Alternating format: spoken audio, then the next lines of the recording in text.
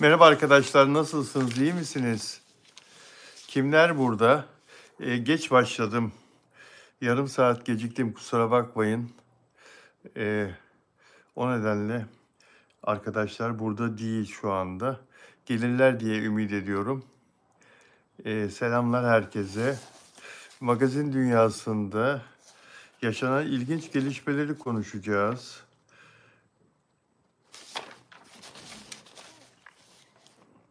Sarı şekerim merhaba, nasılsın, iyi misin? Selamlar. Zeki Aslan hoş geldin. Hoş geldin. Bize bir şey olmaz. Mert Ramazan Demir'in dizisi Miray Daner'le 48. çekim günü öyle mi? 48. 48 dündü galiba. Sevinç Aydın nasılsın? Sarı şekerim teşekkür ederim, ben de iyiyim. Ve 55 günde tamamlanacak 8 bölümlük bu dijital dizi. 55 güne de hiçbir şey kalmadı. Yani Mert Ramazan Demir bir hafta sonra tatile çıkar. Peki size bir soru. Tatile nereye gider? Assos'a mı gider? Yeni ev aldığı Assos'a mı gider yoksa Londra'ya ya da bir başka yere mi gider? Kiminle gider? Servin içi sağlam. Merhaba, nasılsın? İyi misin? Ya kusura bakmayın, bir yarım saat gecikme oldu yayına girmemde. İşlerimi bitiremediğim için geç başladım. O arada arkadaşlar da tabii beklediler ve ayrıldılar herhalde. E, Banu Kabaş nasılsın, iyi misin? Hoş geldin sen de. Evet, yavaş yavaş geliyor arkadaşlar. Bize bir şey olmaz. Çekim süreci bir hafta sonra tamamlanacak. Bakalım ne zaman yayına girecek? Çok merakla bekliyorum ben de. Disney Plus'ta Mert'in dizisinin yayınlanmasını. Bu arada Mert'in e, sinema filmi Metruk Adam rekorlara doymuyor. Gelmiş geçmiş dünyada en popüler olmayı başaran Türk yapımı oldu. Dünyada en çok konuşulan, izlenen, en çok e, ilgi gören Türk yapımı oldu. Metruk Adam birinci sırada. Diziler ve sinema filmleri hepsi dahil dünya çapında en çok. Tabii bunda arkadaşlar şunu da söylemek lazım. Ben diziyi, filmi izledikten hemen sonra da söylemiştim filmi beğenmediğimi. Burada Mert Ramazan Demir'in e, olması bu başarıyı getirdi bu filme. Yoksa senaryo çok ağır ve hatalar var bu filmde. Ama Mert Ramazan Demir'in o ustalığı, o güzel oyunu çok başarıyla kendisini izlettirmesi, Mert Ramazan Demir'e olan insanların inancı, sevgisi Metruk Adam'a bu başarıyı getirdi. Metruk Adam'da herhangi bir başka Türk aktör oynasaydı başrolde Mert'i çıkar bir başka aktör kim olursa olsun söyleyin. Kıvanç deyin, Çağatay deyin, kimi söylerseniz söyleyin asla bu kadar çok izlenmezdi. Asla bu kadar çok merak edilmezdi. Elbette Kıvanç Tatlıtuğ, Mert Ramazan Demir'in yerine başrolde oynasaydı Metruk Adam'da yine bir ilgi çekerdi. Ama Mert'in yarısına ulaşabilir miydi bilmiyorum. Bakın bunu bütün samimiyetimle söylüyorum. Bu sektörde, bu meslekte 50-49 yılını doldurmuş, 50 yıla bir adım kalmış bir gazeteci ve bir televizyoncu olarak söylüyorum. Mert Ramazan Demir'in yerine kim oynasaydı bu kadar sevilmezdi. Bunu biraz sonra konuşmaya devam edelim bu konuyu. Bu konu ilginç bir konu. E, Ve Mert Ramazan Demir'le ilgili başlıktaki konuyu da tabii ki konuşacağız. Mert Ramazan Demir yumuşacıktı ve mis gibi kokuyordu. Bu ne demek? Bunu da konuşacağız arkadaşlar. Abdülcelil amcayla ilgili pek çok yorum, dünkü paylaşımdan sonra pek çok yorum geldi. Hem bana DM'den mesajlar geliyor hem videonun altına mesajlar geliyor. Ve Abdülcelil amcanın Afra Saraçoğlu'nu gelin olarak istediğini, o halde bu işin e, daha geç zamana bırakılmamasını arzu ettiklerini söylüyorlar fanlar, ama bu iki insan aynı zamanda kariyerleriyle zirvede bulunan iki önemli oyuncu. Dolayısıyla işleri çok yoğun olduğu için onlara hadi evlenin filan derken bir de bu tarafını da düşünmek lazım. İmzaladıkları sözleşmeler, reklam anlaşmaları, işte dizi anlaşmaları, film anlaşmaları olabilir. Film anlaşması da olabilir. Ortaya çıkacak, zaten birlikte bir proje var. Henüz onaylanmadığı söyleniyor. Belki de onaylandı. Afra Saraçoğlu ile Mert Ramazan Demir'in. Bütün bunların da eğer bu birliktelik ciddi bir şekilde sonuçlanacaksa her şeyin de, işlerin de ona göre ayarlanması lazım. Öyle değil mi arkadaşlar? O yüzden çok fazla hemen evlenmelerini istiyoruz, şu tarihte evlensinler falan diye lütfen mesajlar yazmayın arkadaşlar. Bırakın kendi hallerine, bırakalım bir onları, kendileri diledikleri gibi bir süreç yaşasınlar. Zaten birbirlerinden kopamayacakları için o yola gireceklerdir inşallah sonunda diye düşünüyorum arkadaşlar. Mazhar Alanson çok sevdiğimiz bir şarkıcı. MFÖ grubunun e, kurucusu ve MFÖ müzik grubunun Türkiye'de yaklaşık e, 40 yılı dolduran bir müzik grubunun çok önemli üyesi, çok önemli bir müzisyen. Hem enstrümanların hepsini çok başarıyla çalıyor. Hem beste yapıyor, hem söz yazıyor, hem de çok iyi bir şarkıcı, yorumcu. Aynı zamanda oyuncu da, o tarafı da var kendisinin, biliyorsunuz, Mazhar Alanson'un. Kızı vefat etmişti arkadaşlar geçen sene. 50 yaşındaki Eda Alanson geçen sene aniden hastalanıp ağır bir hastalığa yakalandı. Ve ölümcül bir hastalığa yakalandığı söylendi ve vefat etmişti. Gazeteci ve metin yazarıydı kendisi. Ve bir baba olarak tabii Mazhar Alanson çok büyük bir üzüntü yaşamıştı eşiyle birlikte. Çocuğumuz vefat ederse, boşandığı eşiyle daha doğrusu, şimdi bir başkasıyla beraber, kendisi bir başkasıyla evli. Çocuğun annesi de yıkılmıştı. Çocuğumuz vefat ederse o kalıcı oluyor. Bir yıl sonra, ölümden bir yıl sonra duygularını dile getirdi. Bir müddet bir şey yapmak istemiyorsunuz. Zor bir dönemden geçtim. Kabul etmek gerektiği bizim dini öğretilerimizde de söylenir. İsyan etmedim. Haberi 2 doktor eşliğinde aldım. Bunu kabul ettim elbette. Ancak üzüntüyü çok uzun süre üzerimde taşıdım, taşıyorum diyor. Evlat başka oluyor tabii. Evlat, Allah hiç kimseye evlat acısı yaşatmasın diye bir söz de boşuna söylenmiyor. Eda Alanson babasıyla 2009 yılında Kirpi isimli bir filmde de kamera karşısına geçmişti, oyunculuk yapmıştı. O filmde hem oyunculuk hem de senaryo yazarlığı yapmıştı kendisi, Eda Alanson. Allah rahmet eylesin. Mazhar Alanson'a da sabır diliyoruz, başsağlığı diliyoruz ve Afra Saraçoğlu, Mert Ramazan Demir'le ilgili söyleyeceklerimiz biraz sonra. İlginç bir konu bekliyor bizi. Mert Ramazan Demir'le ilgili özellikle biraz sonra konuşacağız. Hem Afra Saraçoğlu'nu hem Mert Ramazan Demir'i konuşacağız. Güllü öldü mü, öldürüldü mü, kendi mi düştü, itildi mi derken işin içine başka bir detay daha girdi. Hiç kimsenin aklına gelmeyecek bir detayı bu sabah özel haber olarak yayınladım Instagram adresimde arkadaşlar. Bilal Özcan Official'da çok çarpıcı bir detay. Biraz sonra onu da konuşacağız sizlerle. Güllü öldü mü, öldürüldü mü?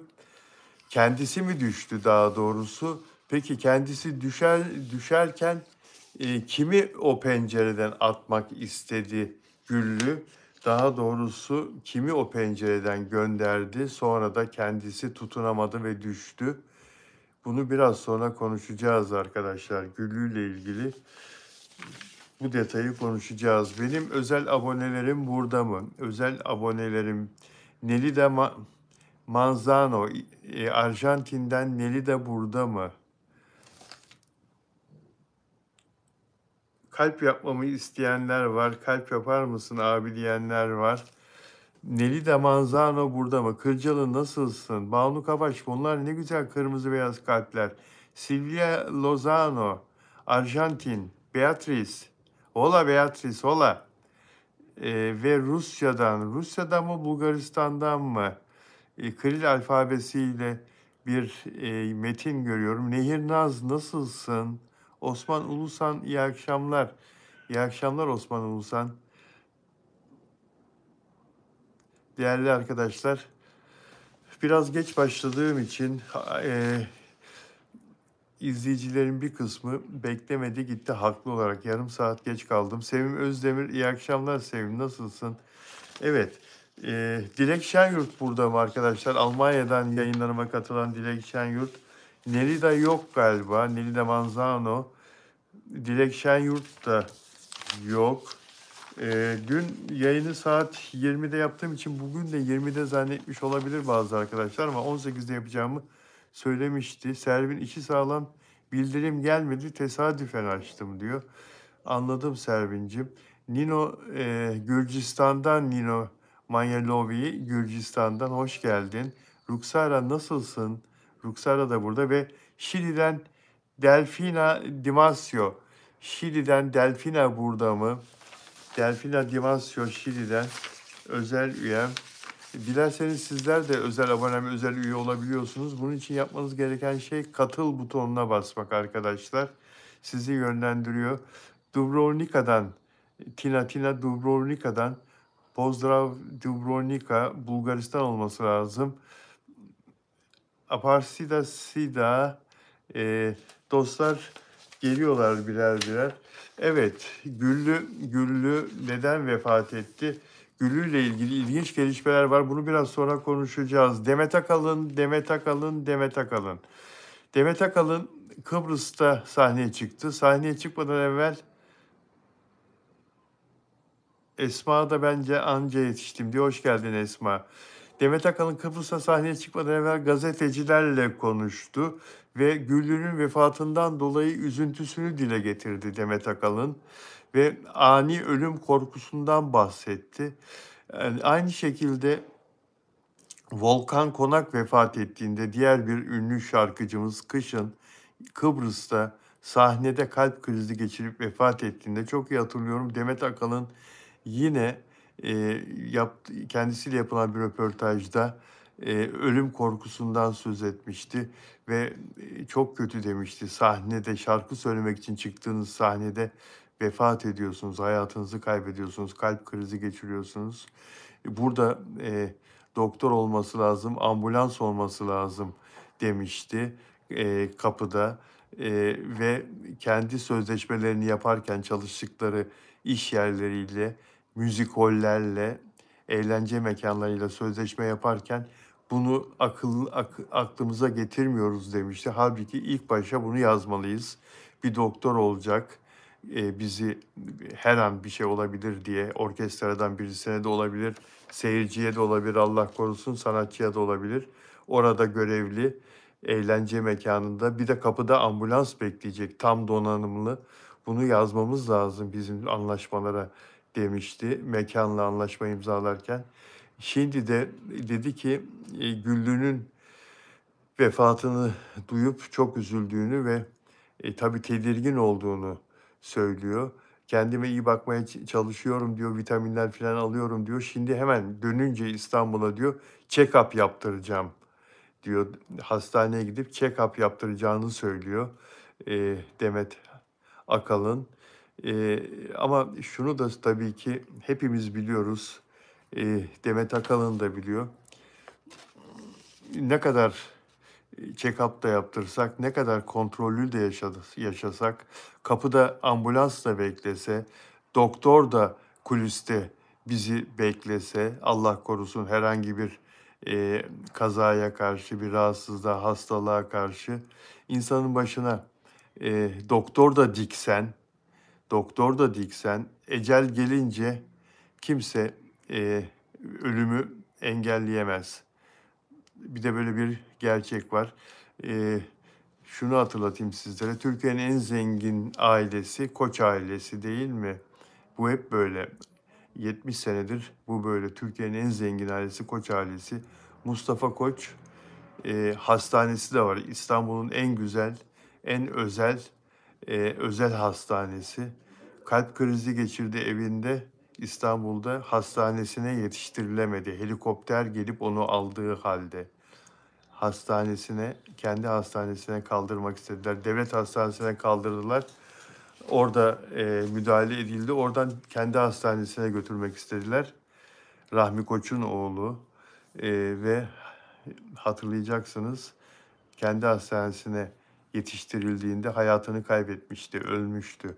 Yani insanın kaderinde yazıldıysa hiçbir şey mani olamıyor ölüme. Ama tabii ki önlem almak lazım. Öyle değil mi arkadaşlar?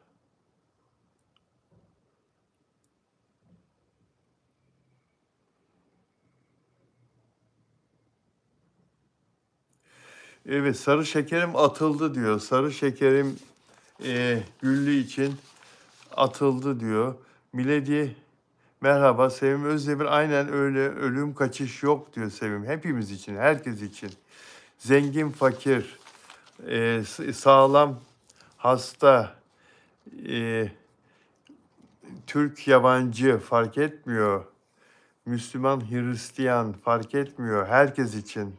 Banu Kabaş, Bilal abi diyor. Bir sürü kalpler yollamış ya. Bir sürü kalpler. Ben niye kalp yapamıyorum? Ben iyi kalp yapamıyorum. Ben kalp yapamıyorum. Tarçı Bey, Tarçın. Tarçın yarın doktora gideceğiz. Tekrar ameliyat üzerinden 12 gün geçti ve Tarçın'ın yarası iyileşti sayılır. Yani artık dikişler alınacak Tarçın'ın. Yarın onun için dikişleri alınması için doktora götüreceğim Tarçın'ı. Veteriner hekime götüreceğim. Ve ama tabii ki toparlıyor. Bir süre daha toparlayacak. Oğlum Hidayet ona bir isim koydu. Kaptan Tek Bacak dedi. Tarçın'ın ismi Kaptan Tek Bacak. Hani Kaptan Amerika var ya, Kaptan Amerika filmlerde. Tarçın da Kaptan Tek Bacak. Tek bacak havada yürüyor böyle. 3 bacakla yürüyor Tarçın. Tek bacak havada. İnşallah iyileşecek ama tabii biraz zaman geçmesi lazım. Bir buçuk ay daha geçmesi lazım o ayağınız. Bazen basıyor da tamamen basıp yürüyebilmesi için. Hava Yeşil Yurt, Hava Yeşil Yurt Çin'den mi yazıyorsun? Hava Yeşil Yurt. Japonya'dan mı? Kore'den mi yazıyorsun? Hava Yeşil Yurt. Hola Bilal diyor. Monica Lendi, hola. Hola Monica, desde Arjantina diyor. Arjantina. Hola Arjantina, hola. Hola Monica. Welcome. Arjin Duraner, abi sen bunları nereden biliyorsun? Çok merak ediyorum diyor. Allah aşkına. Ben gazeteciyim. Benim işim bilmek. Hele kendi branşımda, magazinde her şeyi okuyorum. Bana bilgiler de geliyor, telefonla da geliyor, arıyorlar da, ünlülerle de konuşuyorum. Videoları da seyrediyorum. Sevim Özdemir, tabii ki gazeteci, muhabir arkadaşlarım var. Onlarla da konuşuyorum. Gittikleri işlerle ilgili onlardan bilgi de alıyorum. Dostlarımdan, arkadaşlarımdan. Selam Özbekistan'dan diyor Marguba. Aleyküm selam. Monica Landi, pero no puedo excusarte. Pero no puedo excusarte. Ama ben İspanyolca bilmiyorum. Melahat Veliava, Afram. Afra Saraçoğlu ve Mert Ramazan Demir'le ilgili konuşuyorduk. Programın başında, yayının başında konuştuk. Yine konuşacağız. Demet Akalın, korkma Demet Akalın. Demet Akalın şu anda senin sağlığın yerinde çok şükür. Dışarıdan çok iyi görülüyorsun. Devam Demet Akalın. Allah Herkesi korusun diyelim. Evet. Dün Güllü'nün patronu Ferdi Aydın canlı yayınıma konuk oldu. Gece saat 10'da aradı beni Ferdi Aydın. Dün ben e, saat 8'de, sizler de biliyorsunuz, e, Onur Akay'la canlı yayın yaptım. Dün saat 8'de Onur Akay'la canlı yayın yaptım. Onur Akay'la canlı yayınım bitti ve çalışırken Ferdi Aydın aradı. Biraz sohbet ettik. Güllü'nün patronu. İlk yayınları benimle yapmıştı, biliyorsunuz. Canlı yayınlar yapmıştık ve Güllü'yü öldürdüler demişti bana. İddiası o şekildeydi. Kızından, oğlundan, bir de o Deniz isimli, asıl adı da Çiğdem'miş, yardımcısından şüpheleniyor.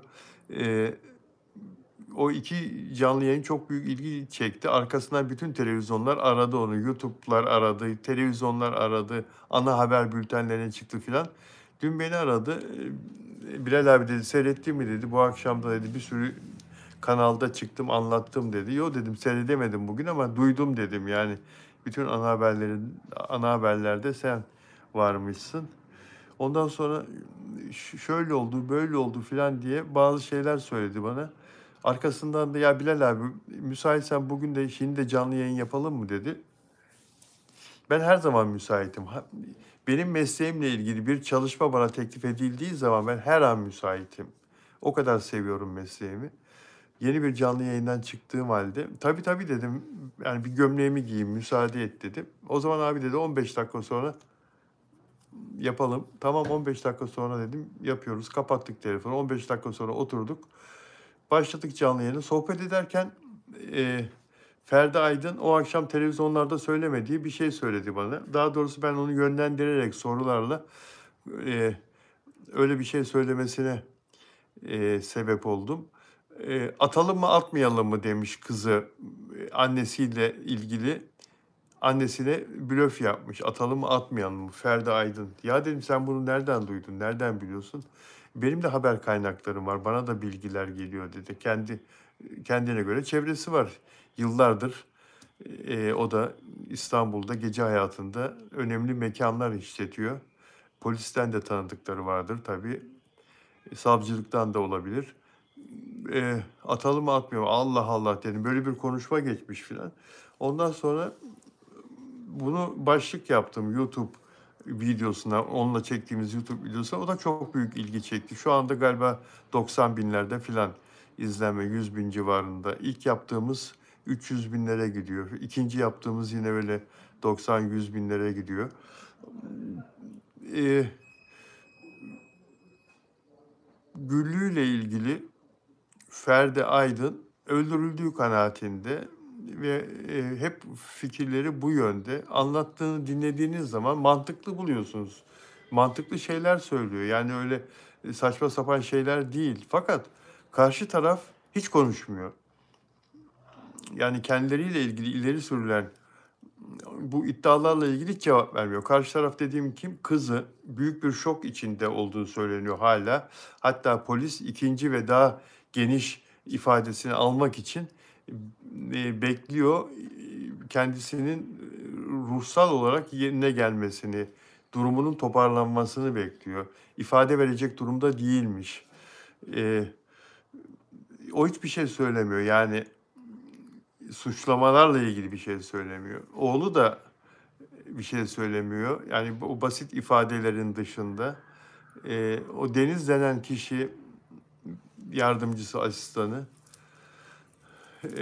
onun da özellikle ona çok itham var. O çok suçlanıyor. Güllü'nün ölümüyle ilgili. O da bir cevap vermiyor. Dolayısıyla savcılık da, polis de henüz araştırma, soruşturma aşamasında olduğu için durum, onlar da net bir açıklama yapamıyorlar. Gözaltıları da alamıyorlar. Birisi hani suçludur, gözaltına alalım falan. Daha o aşamalara gelinmedi, eğer öyle bir şey olacaksa da. Bir de bu otopsi, ciddi anlamda otopsinin sonuçlanması 2 ayı bulur. deniliyor resmi makamlar tarafından. Onun da gelmesi lazım. O yüzden şu anda her kafadan bir ses çıkıyor. Toplum karmakarışık bu konuda. Herkes bir şey söylüyor. Ama çoğunluk Güllü'nün öldürüldüğü fikrinde. Ben o konuda çok çarpıcı bir şey söyleyeceğim biraz sonra.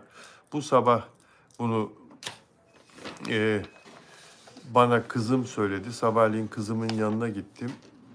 Kızım da evli, bir torunum var ondan.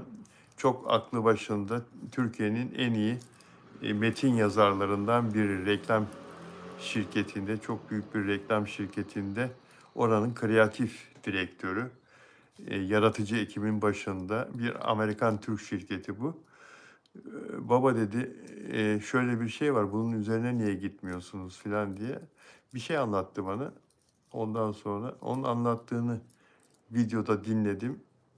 Dünkü videoda ve hak verdim kızıma. Biraz sonra onu konuşacağım size. Güllü'nün ölümüyle ilgili her şeyi değiştirecek bir gerçek. Bütün iddiaları çöpe atacak bir gerçek. Biraz sonra onu konuşacağım sizinle. Usta yapımcı Fatih Aksoy. Sevdiğiniz, izlediğiniz pek çok güzel Türk dizisinin yapımcısı. Yılların ismi Fatih Aksoy. 30 yıldır, 35 yıldır önce sinema, sonra reklam, galiba reklam da var Fatih Aksoy. Ve en sonunda da dizi sektöründe çok büyük yapımlara imzasını atan isim. Türk dizileriyle ilgili dünyanın en yaygın izlenen dizileri Türk dizileri diyor. 180 ülke var dünyada. Dizi satmadığımız 20 ile 30 arası ülke kalmıştır diyor. Yani 150-155 ülkeye dizi sattık. Zaten bütün bu dizi sattığımız ülkelerin hepsine giden dizilerden bir tanesi de Yalı Çapkını. 150 ülkeye, benim bildiğim 150 ülke yaklaşık satıldı Yalı Çapkını. Diyor ki Fatih Aksoy, bizim dünyada dizi satmadığımız 20-30 ülke kalmıştır Türkler olarak. Türk dizileri 1 milyar kişiye ulaşıyor diyor dünya üzerinde. Bu araştırmayı Turizm Kültür Bakanlığı da böyle bir araştırma yapmıştı, sinema dairesi. Evet, 1 milyar kişiye ulaşıyor. Diyor ki Netflix'in 300 milyon abonesi var dünya çapında. Amazon'un 200 milyon. Bunlar hep dijital platform, dizi platformu, film platformu. Amazon'un 200 milyon abonesi var. Disney Plus'ın 127 milyon abonesi var. Hepsini toplasanız diyor 600-650 milyon yapar diyor. Biz diyor 1 milyar kişiye ulaştırıyoruz Türk dizilerini diyor. Dünyanın en yaygın izlenen dizileri. 1 milyar kişi Türk dizilerini izliyor. Yani Türk dizileri şu anda sektörde, dünya dizi sektöründe çok hakim durumda.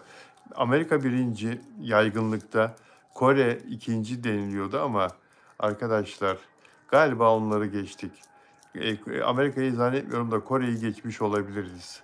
En çok dizi satılan ülke olarak. Şimdi Türk dizilerinde de tabii ki kalite de biraz düştü. Yani eğri oturup doğru konuşmak lazım. Ne yazık ki saçma sapan aile içi cinsel ilişkiler, beraberlikler, işte görüyoruz. E, Ondan sonra yasak ilişkiler, akraba ilişkileri, bunlar dizilerde çok fazla izleniyor ve şiddet çok fazla izleniyor. Bu kadar olmaması lazım. Yani bu aile içi hiç ahlak dışı olan ilişkilerle senaryo yazılmaması lazım. O kadar çok karşımıza çıkıyor ki bu tür diziler. İnsan diziden soğuyor, dizi izlemek istemiyor.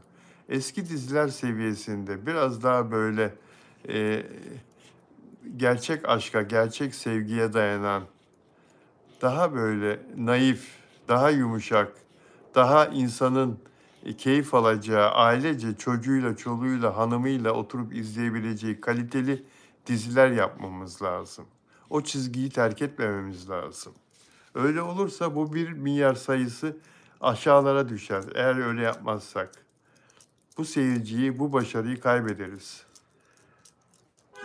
Yani ben bir Türk olarak rahatsız oluyorsam dizilerden, yabancısı hayli hayli rahatsız olur. Niye olmasın?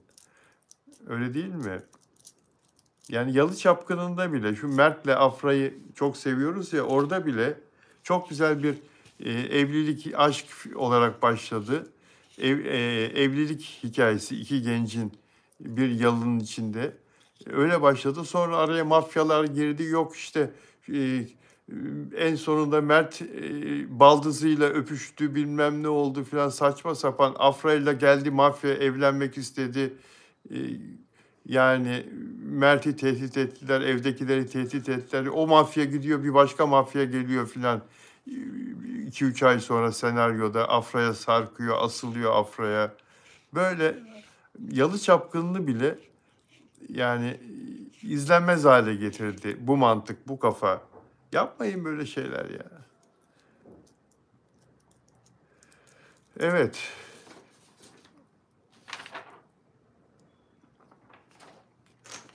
Bu arada şunu da okumam lazım. Bir cevap hakkı olarak. Ee, Güllü'nün kızının cezaevinde bulunan boşandığı kocasının kardeşi Savaş Bey aradı telefonla. Benim yardımcımla konuştu. Yardımcım Tuğçe Hanım'la konuştu. Güllü'nün kızı Tuyan Ülkem'in cezaevinde bulunan boşandığı kocasının kardeşi Savaş Bey. Ben yayına Güllü'nün patronu Ferdi Aydın'ı aldığımda, ikinci yayınıma, ikinci röportajımızda kendisiyle, Ferdi Bey, Güllü'nün kızının kocasının uyuşturucu suçundan cezaevinde olduğunu söylemişti. Ferdi Bey'le yaptığım röportajda. Bu telefonla bizi arayan Savaş Bey, Tuğçe'ye, e, abim uyuşturucudan cezaevine girmedi, yaptığı işi batırdı, ticareti batırdı, borçlandı, o sebeple cezaevine girdi. Abimin uyuşturucuyla alakası yok dedi ve hukuki yola başvurmak istediğini söyledi.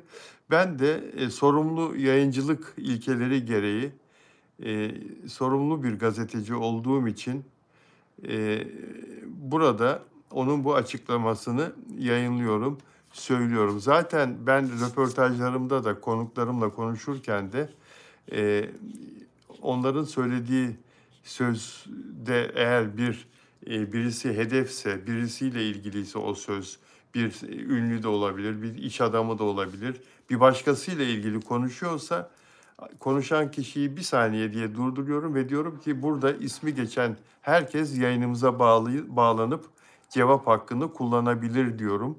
Bunu da söylüyorum ve bu beyefendi de, Savaş Bey de cevap hakkını kullandı.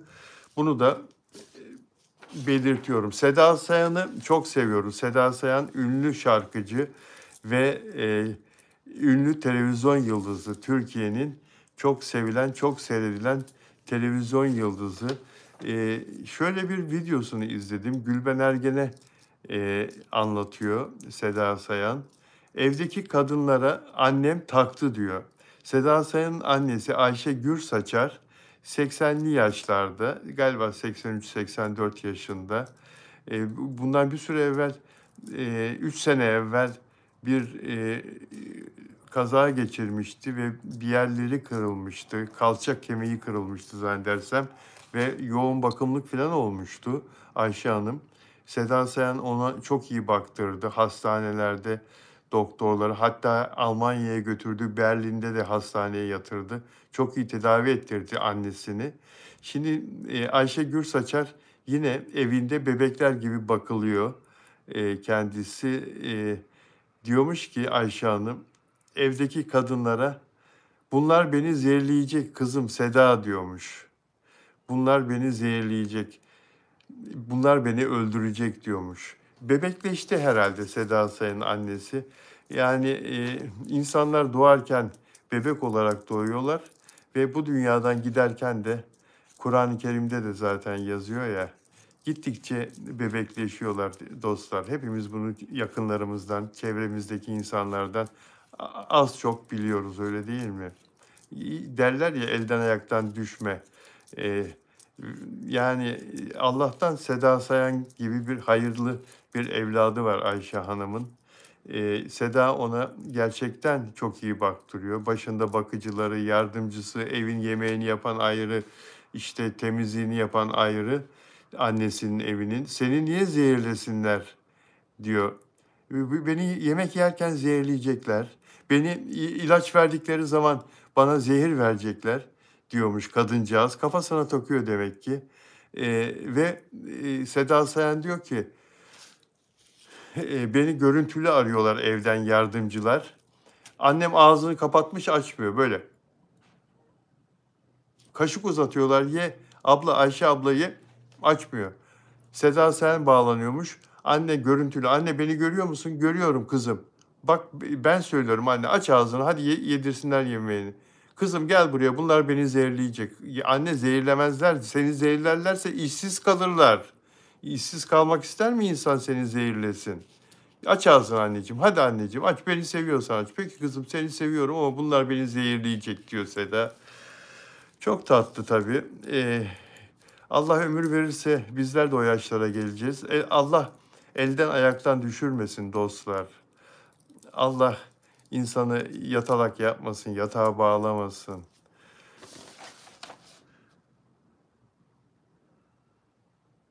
Ayşe Hanım'ı tanıyorum. Ayşe Hanım'ı çok kez gördüm. Ee, iyi bir insan, yardımsever bir insan. Allah ona sağlık versin. Allah sağlıklı bir hayat versin. Semih, hayırlı akşamlar. Hoş geldin. Emir var tabii. Ay Yıldız.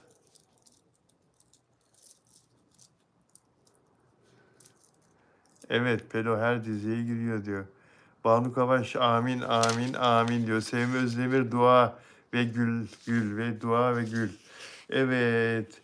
Mert'in babası ne demiş?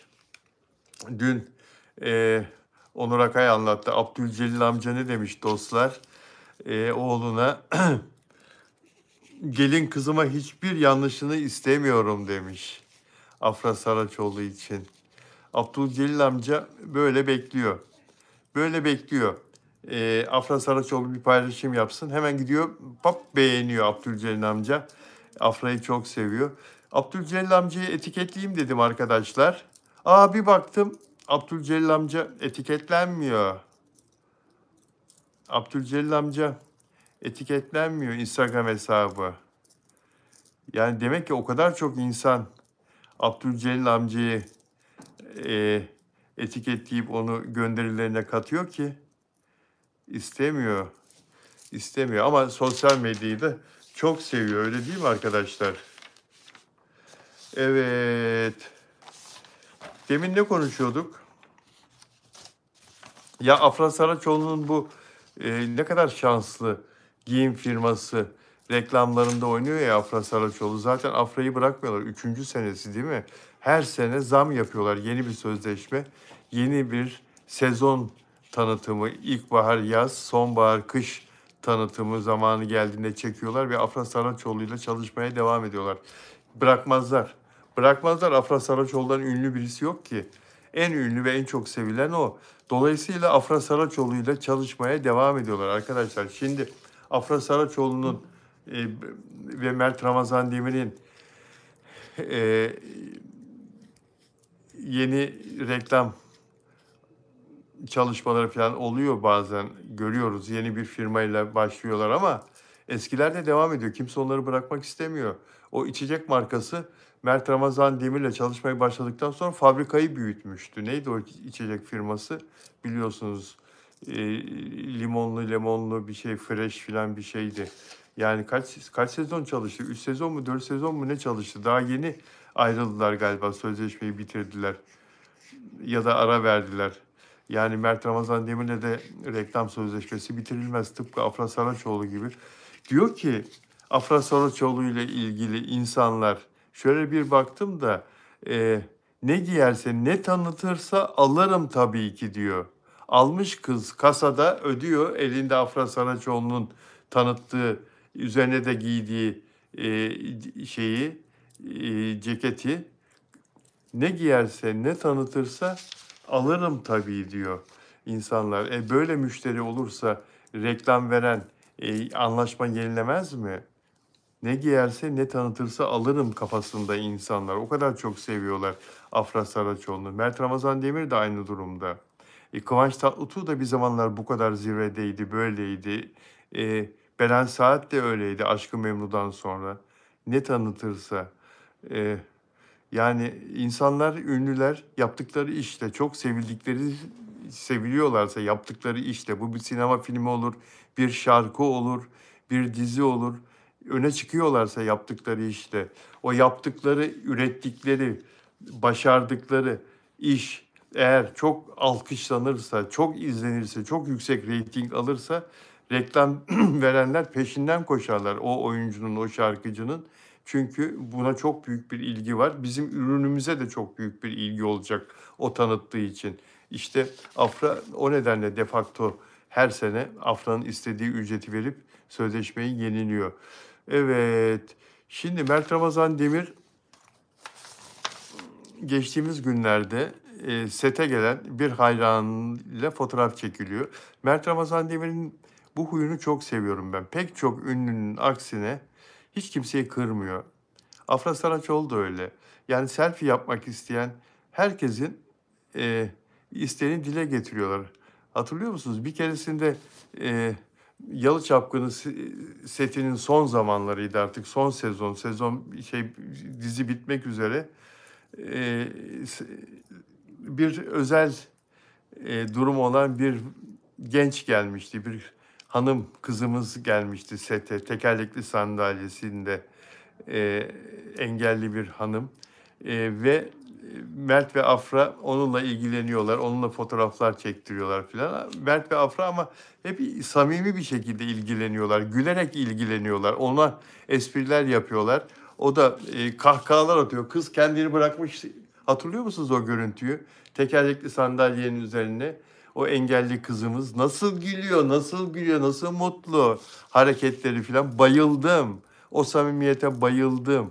Yani Afra ile Mert orada zorunlu olarak kendilerini beğenen, kendilerine sevgi gösteren, setlerini ziyaret eden bir hayranlarına zorunlu bir şekilde davranıyor gibi değil asla. Asla gönülden, kalpten bir arkadaşlarıyla beraber anı yaşıyormuş gibi. Onun o mutluluğuyla mutlu oluyorlar ve ona daha çok mutluluk katma gayretinde. İkisi de doğal ve kendilerinden vererek orada o birlikteliği, o ahengi. Yani bana geçen böyleydi ve müthiş müthiş etkilendim arkadaşlar. Tüylerim diken diken oldu. Gerçekten öyle.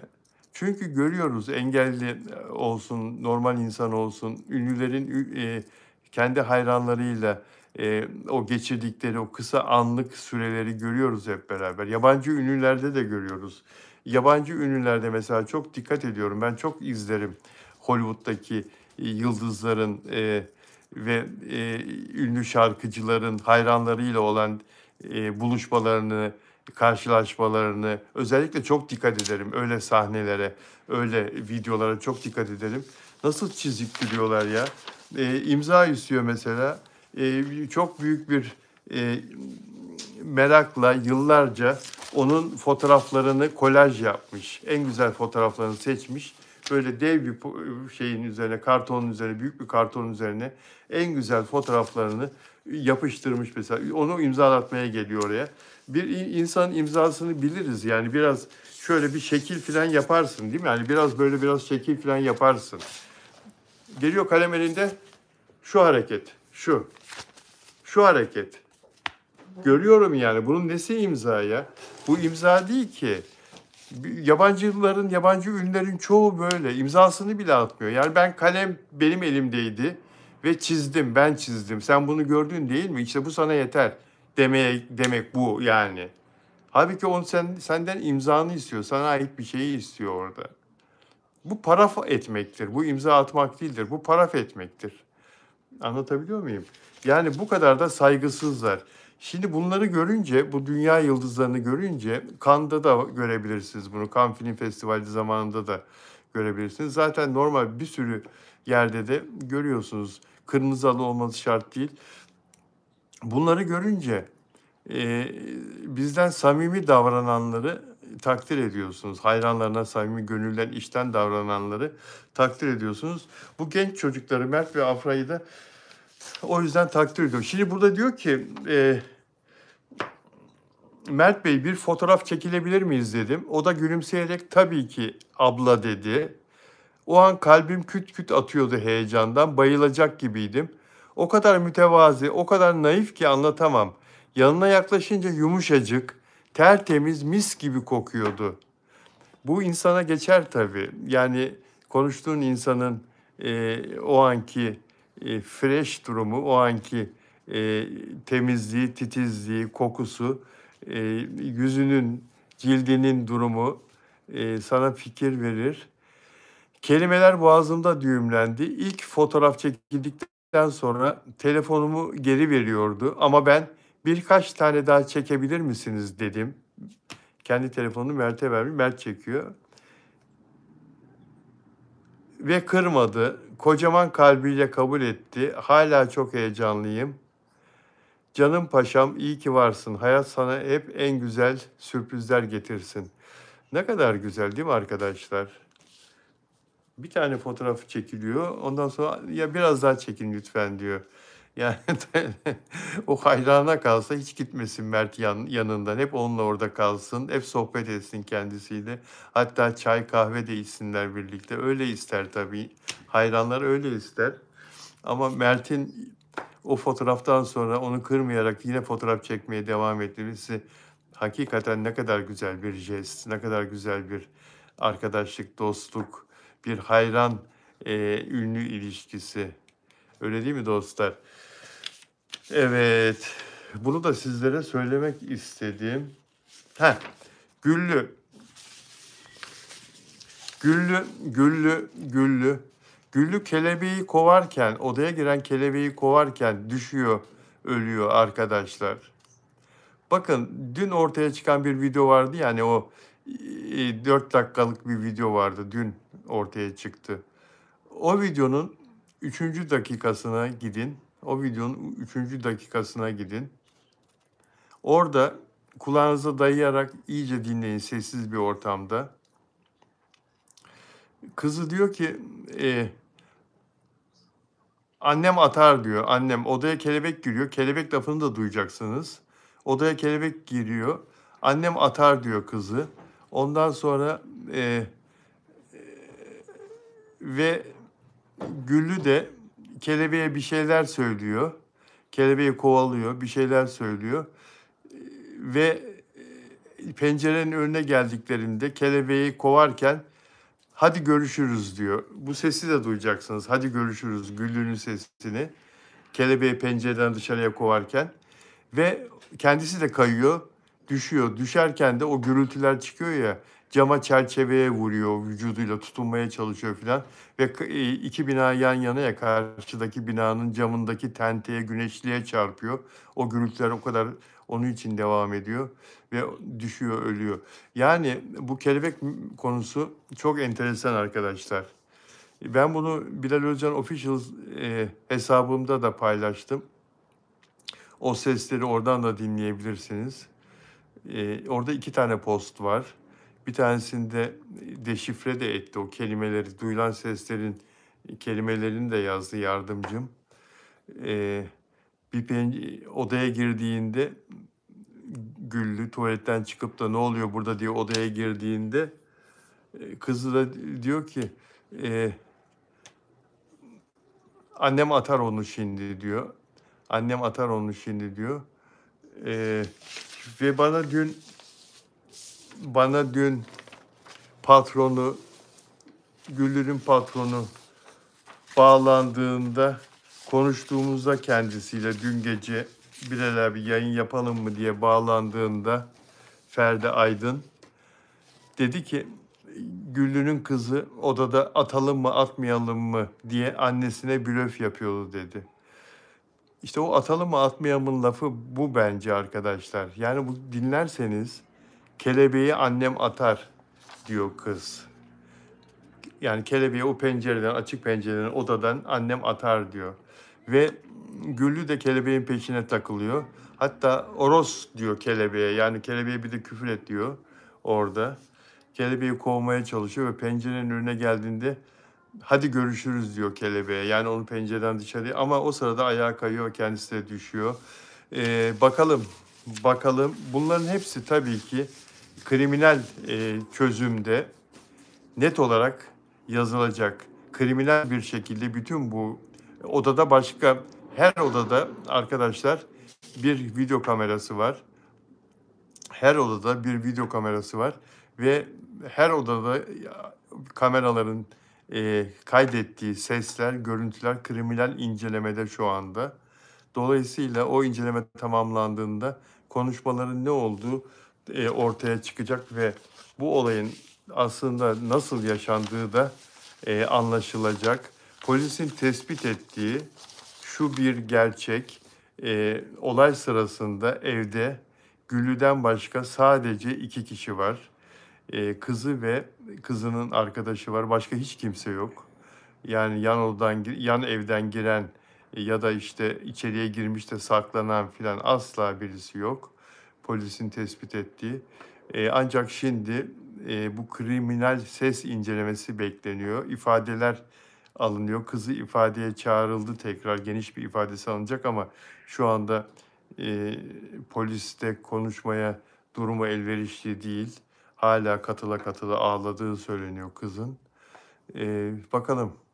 Bakalım, her şey ortaya çıkacaktır dostlar. İyi ki varsınız, iyi ki buradasınız, iyi ki benim arkadaşımsınız. Oğlu değil, yani oğlu evde değil. Oğlu o sırada İstanbul'da. Oğlu, annesi camdan düştüğünde İstanbul'da. Kardeşi arıyor, ulaşamıyor oğluna. Kız kardeşi arıyor, ulaşamıyor. 45 dakika sonra ulaşıyor ve ulaştığında da oğlu hemen İstanbul'dan Yalova'ya hareket ediyor. Dostlar, sizleri çok seviyorum. Yarın görüşürüz, olur mu? Kendinize çok iyi bakın. Beğen yapmayı unutmayın lütfen. Ve abone olmayanlar varsa aranızda, eğer videolarım ilginizi çekiyorsa abone olursanız memnun olurum. Dostlarınıza da tavsiye ederseniz daha çok memnun olurum. Benim kanalımı dostlarınıza da söylerseniz, dostlarınıza da haber verirseniz. Berna Özyıldız, lütfen sen de izle videoyu, olur mu? Dinle. Sen de dinle. Şu anda sosyal medyada, Twitter'dan da herhalde oraya da çıkmıştır, düşmüştür artık bu sesler. Ama benim şeyimde bulabilirsin. Bilal Özcan Official Instagram hesabımda. İyice kulağını daya dinle. Ben bunu sabahleyin kızıma gitmiştim. Kızım söyledi. Baba dedi. Yani demin söylüyordum ya. Böyle bir gelişme var dedi. Videoyu lütfen dedi şu anda kulağına dayayarak 3. dakikasına itibaren dinle dedi. O videoyu dün pek çok yer paylaştı. Cumhuriyet Gazetesi'nin paylaştığı videonun 3. dakikası. Tuvaletten çıktıktan sonra hani kayıp bir video vardı ya, 2 dakikası nerede bunun deniliyordu. 3. dakikasından itibaren kulağınıza dayayarak dinleyin. Tam anlaşılmıyorsa bir daha dinleyin. Kaliteli bir şekilde kulaklıkla dinlerseniz daha iyi olur. O zaman bu kelebeği